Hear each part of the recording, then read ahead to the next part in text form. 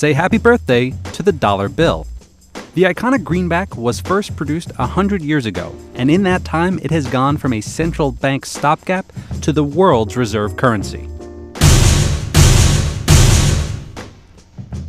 The dollar bill that we know today was hardly the first version of American money.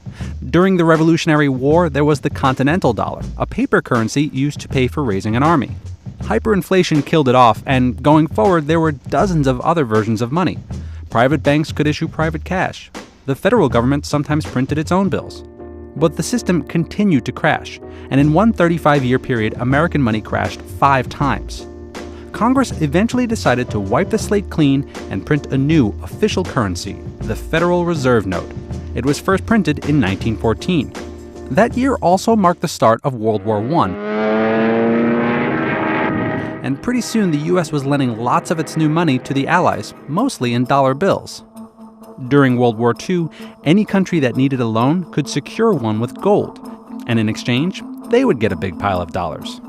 When the war ended, the US had more gold than any other country, so a system was set up where most people agreed to do business with dollars with the understanding that they could always cash them in for gold if they needed to.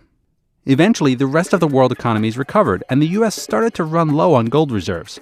So in 1971, President Nixon suspended the gold standard.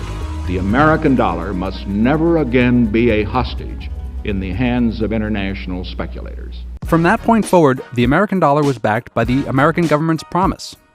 This could have been a disaster, but the dollar was already so crucial to world business, and the American economy was so large and stable that the dollar kept its position at the top. Forecasters do worry that the reserve note might follow the path carved by its predecessors, and during the Great Recession of 2008, the policy of pumping trillions of new dollars into the economy made a lot of people nervous. But the durability of the American economy, especially through the kind of turmoil that the world has seen in the last few years, means that those Benjamins, Lincolns, and Washingtons aren't going anywhere.